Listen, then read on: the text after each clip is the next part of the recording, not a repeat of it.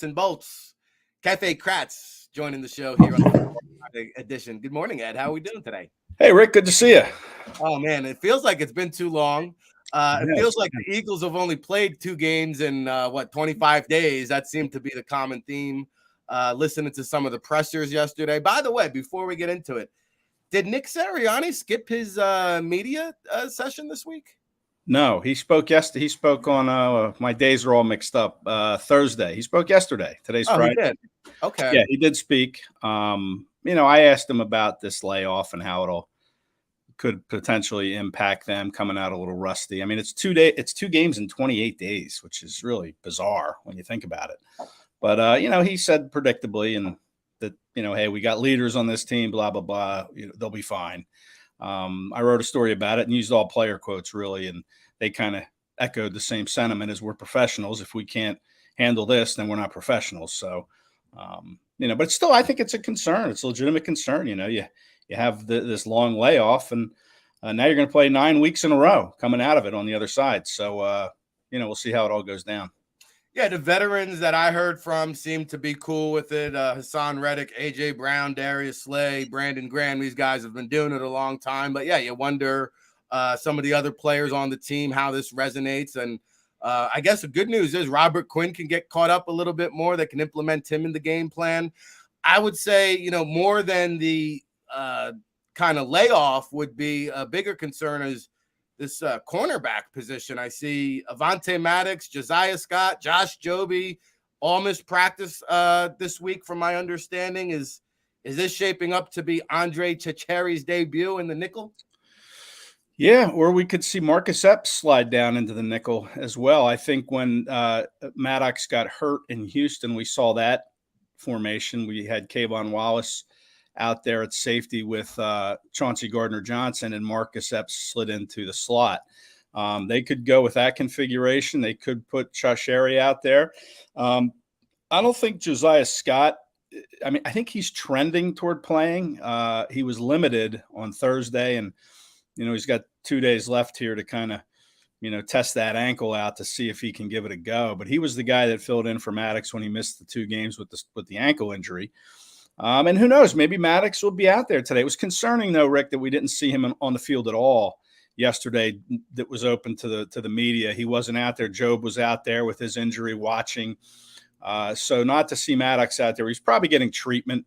But still, usually these guys are out there on the field during practice taking those so-called mental reps, kind of like you do before the show. I know you sit in front of the mirror, right, and go through your, your opening line and all that stuff. Right? Yeah, that's right.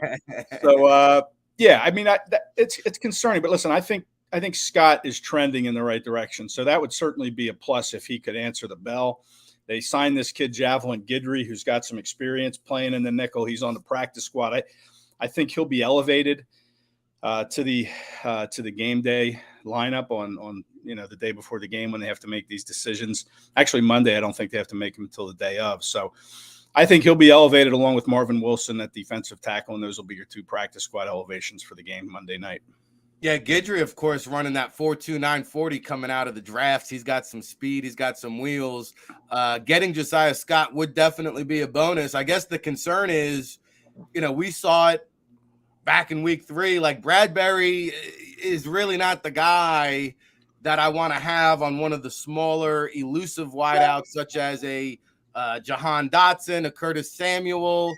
I feel like Bradbury's actually better suited to be on Scary Terry McLaurin when possible, because Bradbury matched up against some of these speedier, smaller type of wide receivers. I think could be an issue. And then listen, I think Maddox has been more good than bad. He's had some kind of spurts and streakiness, but they're a better team with Maddox in there.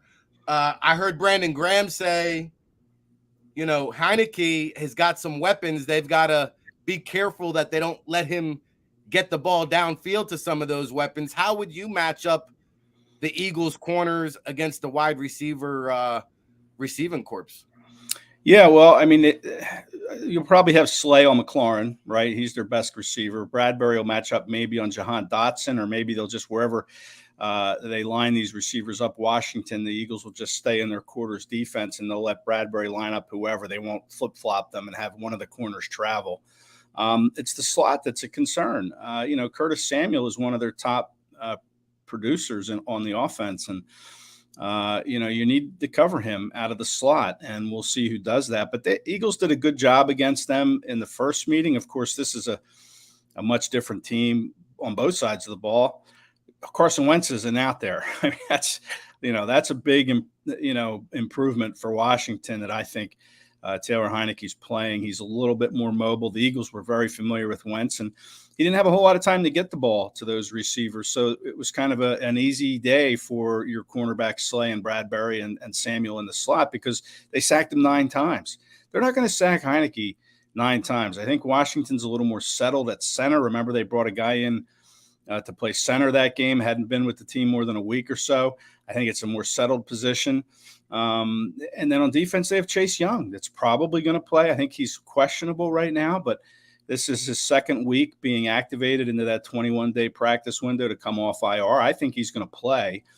So this is a different team than and Brian Robinson, a big physical running back rookie who didn't play in the first meeting, after being shot twice, and thank God he's okay and his career's back on track here. But, he's very good.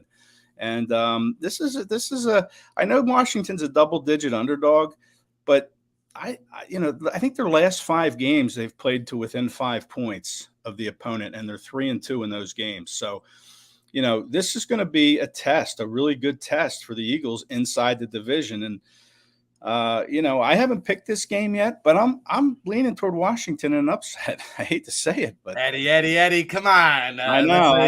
Let's calm down. Let's pump the brakes. I know. I see. I'm talking myself into it here. I try to stop you with the Cardinals pick a few weeks back. I'm gonna pump the brakes and all right, put the stop sign on you. But no, I agree though. In all seriousness, I watched the Vikings game.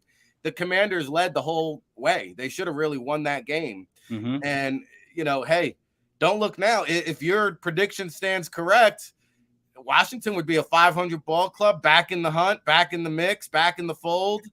And you look around this NFC East playoff picture, man, there's going to be some programs with some losing records that get into the postseason play.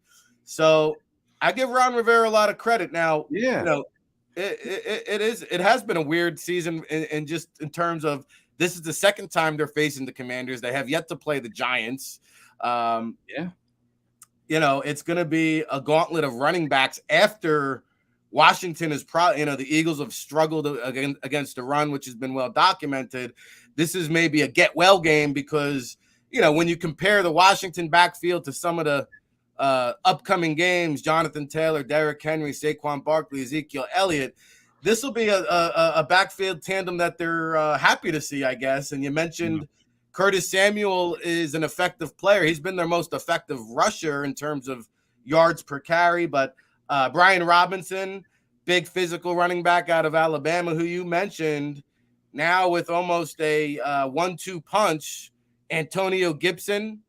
Gibson's another guy that can also catch the ball out of the backfield. So what kind of ball distribution will this backfield committee? Because, on the graphics against the Commanders and Vikings, the TV said Gibson was starting, but the first snap of the game, Brian Robinson got the carry and was lined up in the backfield, and he seemed to get the brunt of the workload. Yeah. First, let me just point out, Rick, that I did not pick the Washington Commanders. Okay, I said I'm leaning in that direction. I don't want my Twitter timeline and my social media stuff blowing up. I already see Tone here, the producer, putting in this box. Come on, Eddie. What are you thinking here? So I just want to. I'm going on record that I'm not predicting Washington. We'll give you a chance to save yourself. We'll give you a chance to. It wouldn't surprise me, I guess, is what I should say, but. I think, you have to be disciplined against this team, but with Curtis Samuel, you'll probably see him on some, jet sweeps, some end arounds, and you're going to have to be disciplined to keep an eye out for that. And, this physicality of the running backs. Now I know Antonio Gibson is prone to fumbling the football too. And this Eagles defense does a real good job, obviously, of taking the football away. They lead the league in turnovers. They're plus 14 or something in the turnover differential. They take it away. They don't give it away. But, we saw the Eagles defense struggle against Brandon, or I always call him Dameon Pierce in Houston. And I love Dameon Pierce coming out of Florida. I thought he was a really good back that was underutilized with the Gators. So they couldn't stop him. 139 yards on the ground. And now, obviously Gibson and Robinson might not be in that class, but I'm not sure what Robinson is, because we haven't seen a real big body of work from him because he got the late start to the season. But I loved him coming out of Alabama too. I like this running back class. And I thought maybe the Eagles might take one of them. So we'll see how they do against the run. They've really plummeted, in the run defense standings. They were 15th going into Houston. They're 20th coming out of Houston after that Pierce game.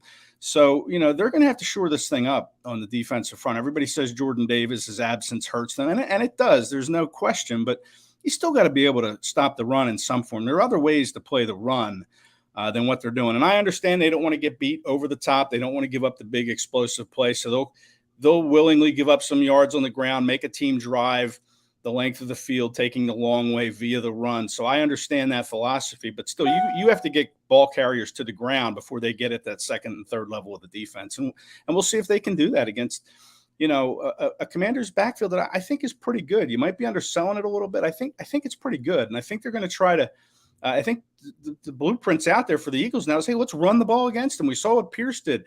They've given up 100 yards to the last four opponents, I think. So, that's the blueprint now. And now you're going to have to figure out a way to squeeze that down. And it should start Monday night. And if it doesn't, then it's going to be a long game.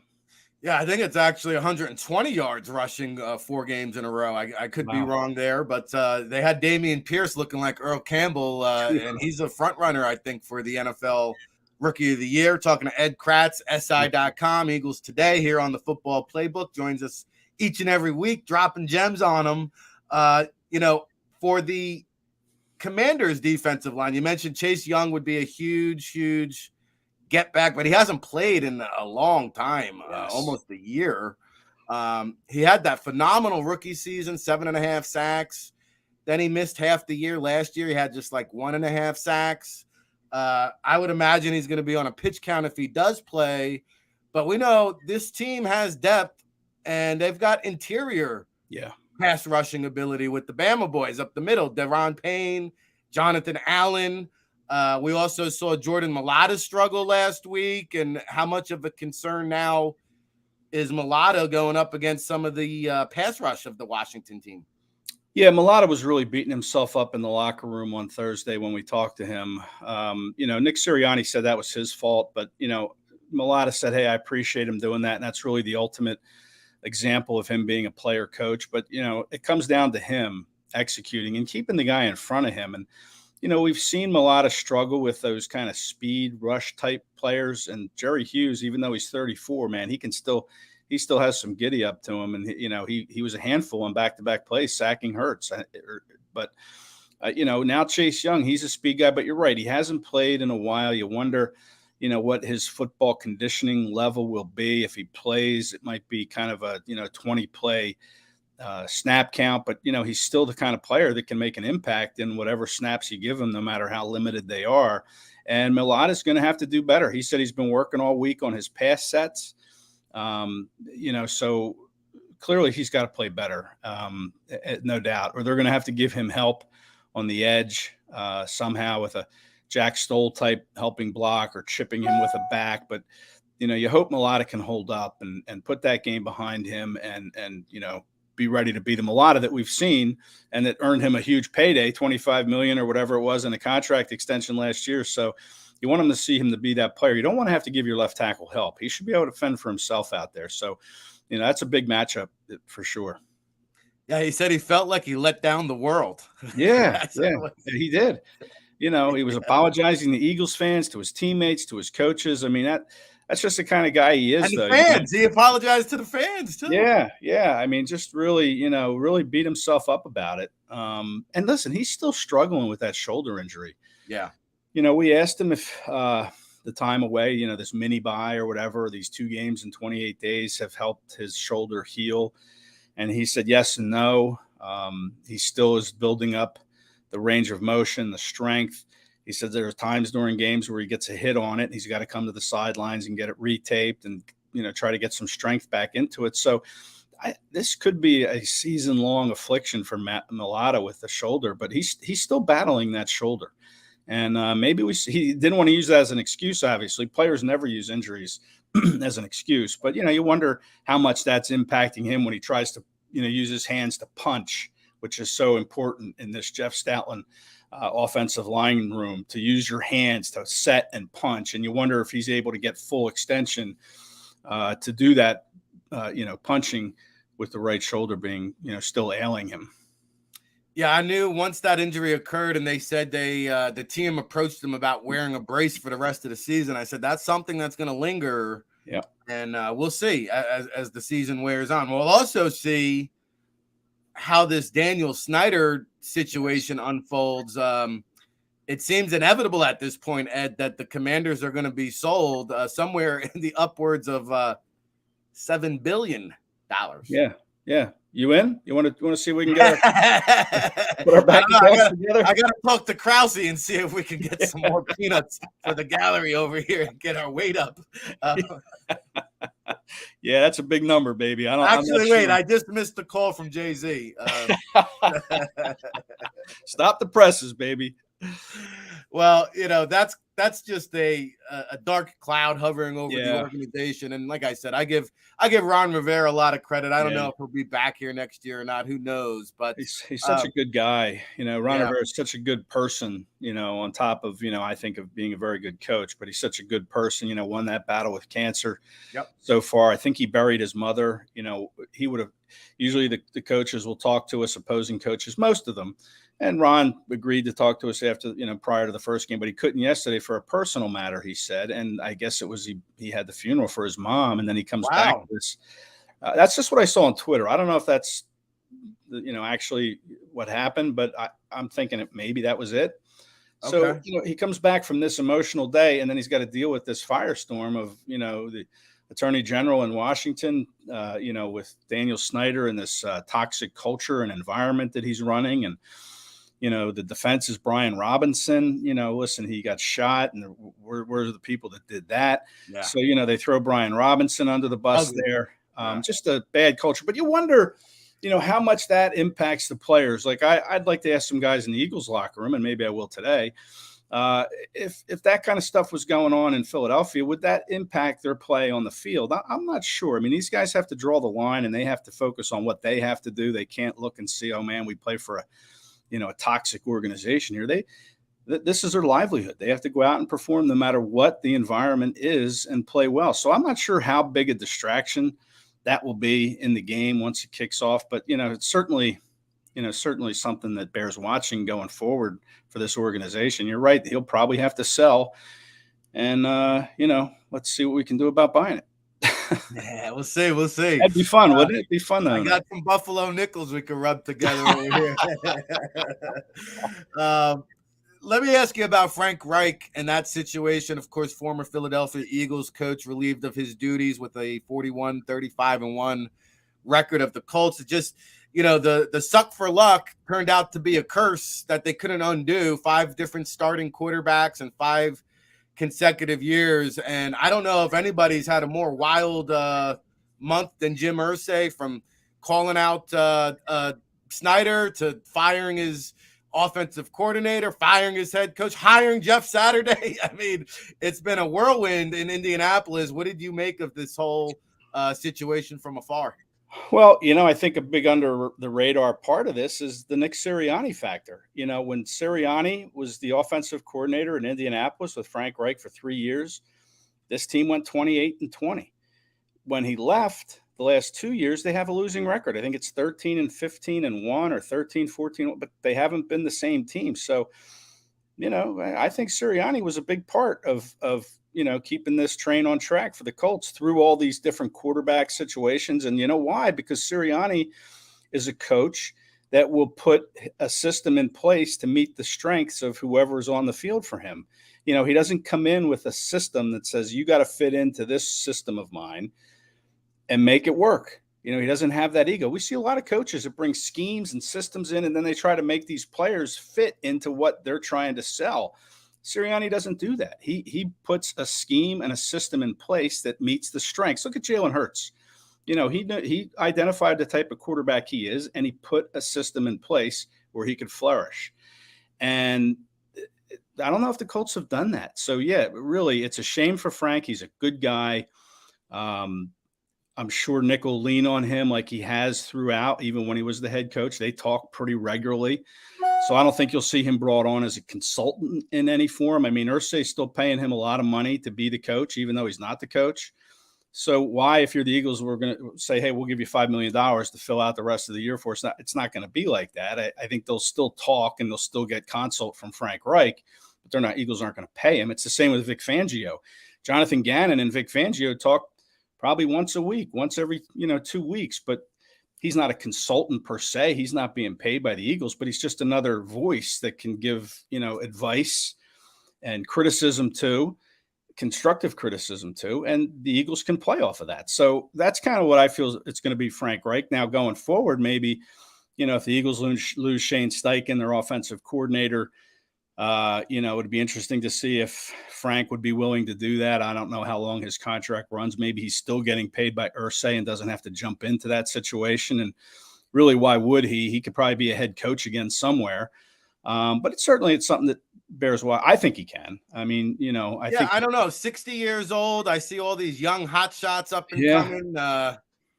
But we had Baldy on yesterday. He doesn't think it's going to happen for Frank. Maybe if he takes a year or two off. I know he is going to make $180,000 a week through 2026, Ed. So I don't know if he can partner up for buying the Commanders, but he's probably doing better than you and I.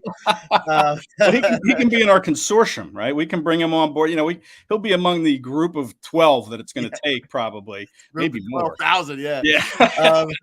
By the way, there's another Sirianni side note with this Parks Frazier, who's been named the offensive coordinator for Indianapolis, 30 years old. Ooh, wow. He is the gopher for Nick Sirianni when Sirianni was in Indianapolis.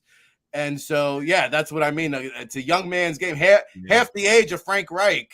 Yeah, that's a good point. Hey, Doug Peterson got a job, though. Doug's, I don't think he's 60 yet, but I mean, he won a Super Bowl too. Well, so did Frank. I mean, Frank was a big part of that Super Bowl team, offensive coordinator. Yeah, no, I get it. But yeah, I don't know. Maybe he'd want to be the OC, but I think the Eagles, like you say, it's a young man's game. They've got guys on staff that I think they could promote, like a Kevin Patullo maybe, or Jamal Singleton, the running backs coach, Brian Johnson, the quarterback coach, who's like 34 years old. I mean, they've got guys in house that I think they would just promote should they lose Shane. But Frank certainly brings an an authoritative voice and a very good head for the game into the room if they go that way. Yeah, I caught Brian Johnson on the Adam Schefter podcast this week, and I made a point yesterday. Like, Schefter went out of his way to say that this guy is not if, but when he becomes a head coach, there's a chance they lose Steichen and Brian Johnson to head coaching gigs, and then maybe Reich swoops in. I could sit here and talk football with you all day long, Ed. I know you got to go. I didn't even get a chance to touch base on your free agent article, which was an eye-opener for me. And I thought you were right on the money, literally, with some of these projections. And I got to admit, quickly here, I did a double take when you said Chauncey Gardner-Johnson's playing himself into that $15 million per year range. So I had to go look up the safeties. And, yeah, it makes sense. Like, he would be right around, like, $15 million a year would make him the sixth highest safety, right around that Buda Baker range. And, that Buda Baker contract, when he signed it a couple years ago, he was the number one paid safety.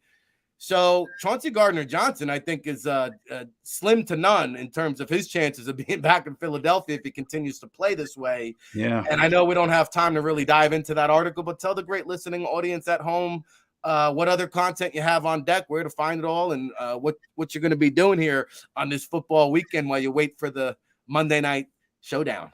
Yeah, well, right now we got a Robert Quinn story out there. Quinn's, what a fascinating interview he was at his locker on Thursday. Just really talked about, the other side of playing football. They're not just football players. There's the human being aspect of it. And he talked a lot about how some of the challenges of being uprooted in the middle of a season. Now, he's played for a couple different teams, but this is his first real upheaval during the season. And he talked about he's still living in a hotel.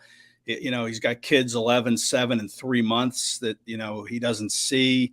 So he talked about all that, and it was, it's on the site now.